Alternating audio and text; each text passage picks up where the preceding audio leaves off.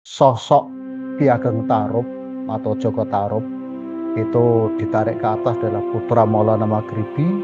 Putra Maulana Maghribi itu juga, Maulana Maghribi adalah putra dari eh, siapa? Syekh Jumadil Kubro. Dan seorang ulama itu kalau mau mengawini seorang wanita, apa mungkin harus dengan cara sesuai dengan cerita tadi, yaitu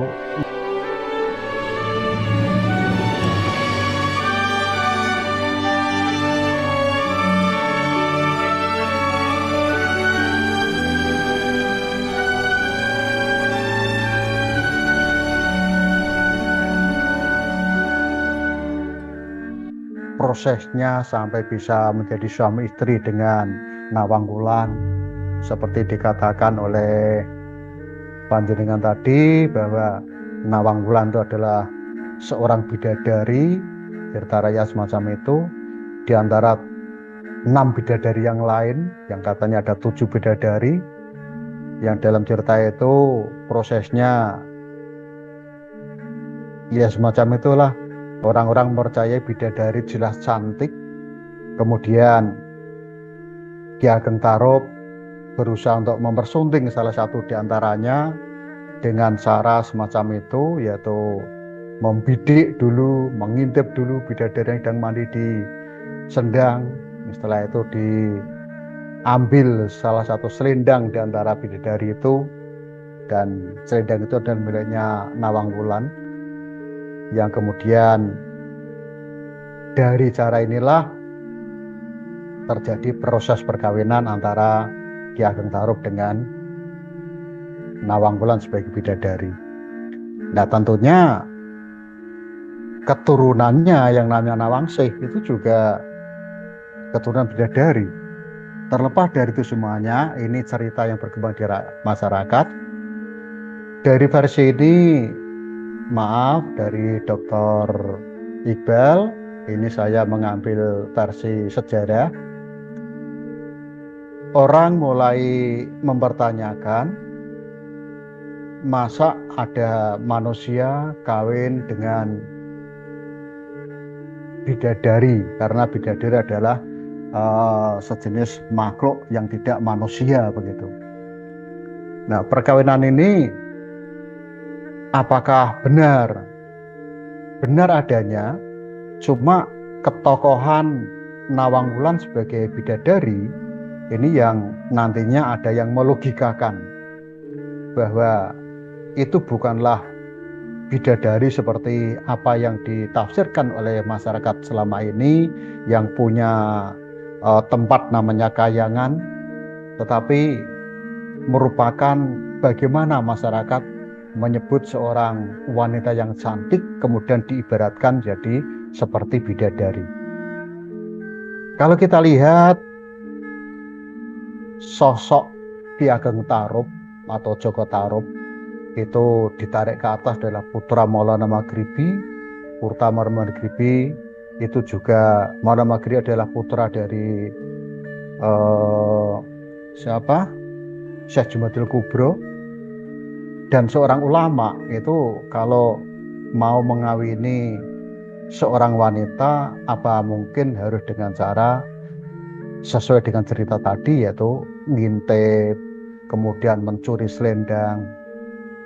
Nah, semacam ini merupakan cerita yang dituturkan oleh warga kala itu, masyarakat kala itu, untuk menunjukkan suatu kejadian agar mudah untuk diterima oleh masyarakat. Mulai dari ini nanti muncul banyak versi-versi yang mengarah pada mitos-mitos atau cerita rakyat atau jenisnya legenda semacam, sampai pada nanti munculnya kekuatan kesaktian Ki Ageng Selo yang tadi oleh Dr. Iqbal itu sering disebut dengan istilah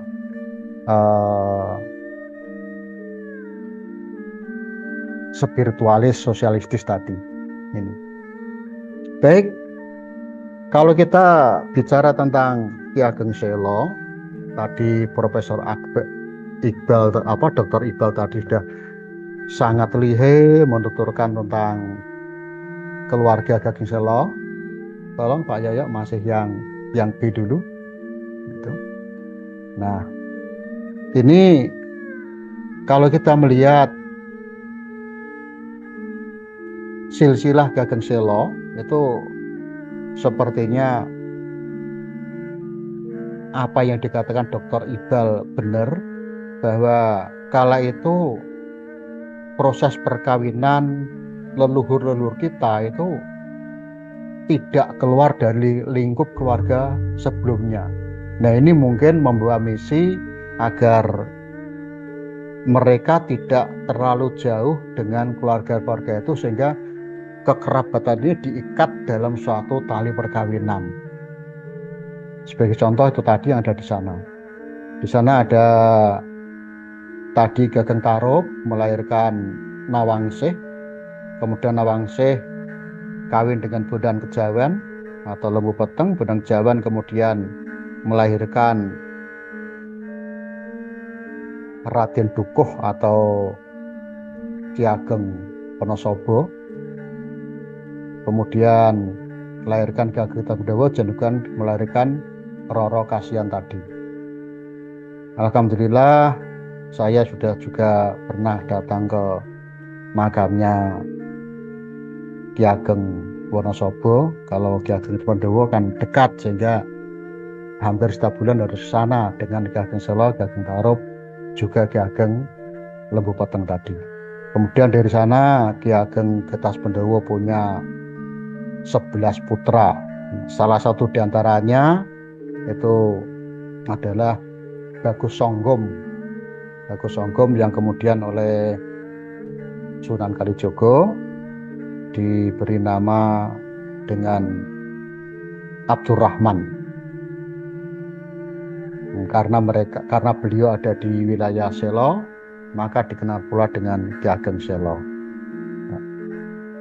Syekh Abdurrahman atau Ki Ageng Selo juga punya istri 2. Salah satunya Nyi Ageng Ngerang, kemudian putri dari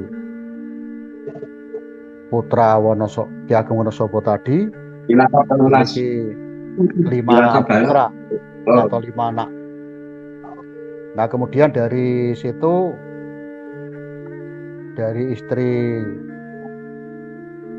Nyi Ageng Ngerang itu juga punya anak lagi, jumlahnya 5. Nah, salah satu diantaranya kemudian melahirkan Ki Ageng Anis atau Ki Ageng Ngenis yang ada di Laweyan, sehingga orang Grobogan sering mengenal dengan Ki Ageng Anis Laweyan atau Ki Ageng Ngenis Laweyan. Ki Ageng Ngenis kemudian melahirkan Ki Ageng Pemanahan atau Bagus Kacup. Ki Ageng Pemanahan yang kemudian memperistri dengan Nyai Soba Sabinah, melahirkan 3 orang anak. Salah satu dari adalah Danang Sutojoyo.